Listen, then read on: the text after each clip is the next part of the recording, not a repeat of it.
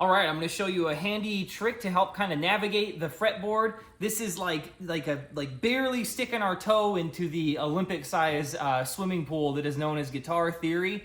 But if you're somebody who maybe is just starting to dabble in improvisation or trying to figure out how do you get around the fretboard, there's a couple things I want to show you today that will help with that.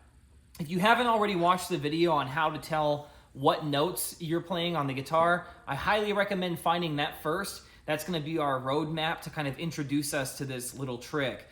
Now, you may have heard of something called a scale. A scale is basically a group of notes that you can play within a certain musical context and sound like you're in key, or like you're playing notes that fit with the song, I guess would be the easiest way to kind of describe that. There are shapes to scales on guitar that you can memorize. I highly recommend memorizing the pentatonic shapes. There are 5 of them. We're going to just look at one today. This is your first minor pentatonic shape on the guitar. It's in the key of G. I'll explain why in a second, but it looks like this.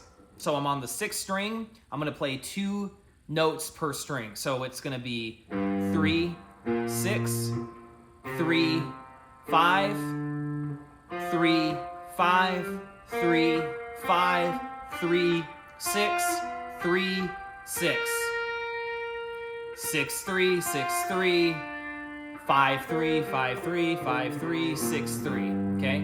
That is the basic form, if you will, of what's called the minor pentatonic scale. So a good place for you to start is to be able to play that up and down as fast as you can.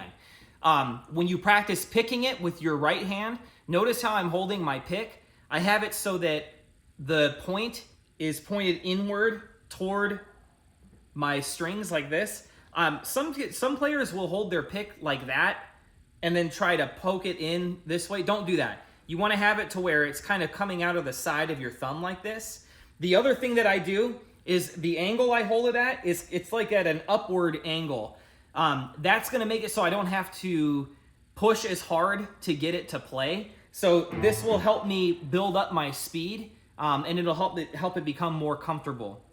I'm going to try to do this in a down-up motion on every string. So slowly it looks like this.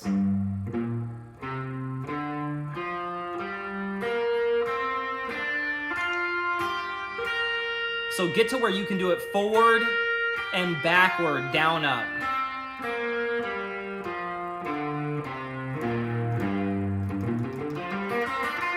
Just like that. Once you're able to do that quickly, you can move this around.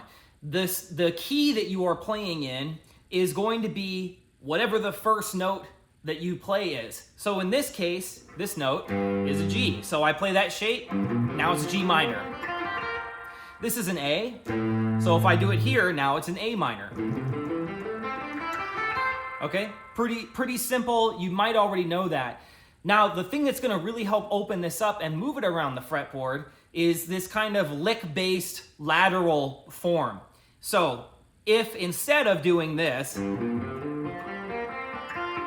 I do this, now I can go up and down the fretboard and still be within the key of G. How do I do that? So here's what it looks like. I'm going to start with the G note. I'm going to go over 1 step or 2 frets, and I'm going to slide 2 more. So this. Just like that. I'm going to come down to the next string, which is the A string, and I'm going to go. So it's just a 2 fret spread there. And then I'm going to play the D string underneath where I started on the A. Okay? This note is a G, and this note is a G. So here's what that looks like.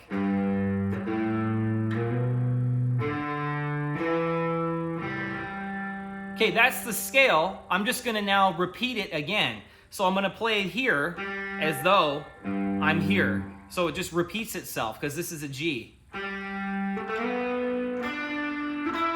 The only difference is when I get to the B string, I have to shift that up 1 because of how the guitar is tuned. You always have to remember that there's a shift when you go to B. So that, again, looks like this. Okay? When I do it here, I'm gonna go same motion that I started with on the other two phrases. Okay? And because now I'm out of strings, I'm gonna hit this G, which is 3 frets up. So that entire thing is...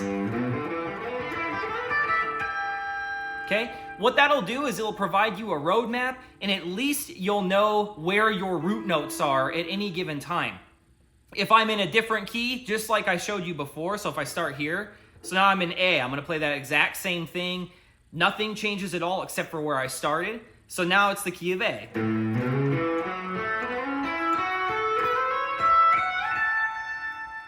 Exact same thing. Root note, here, here,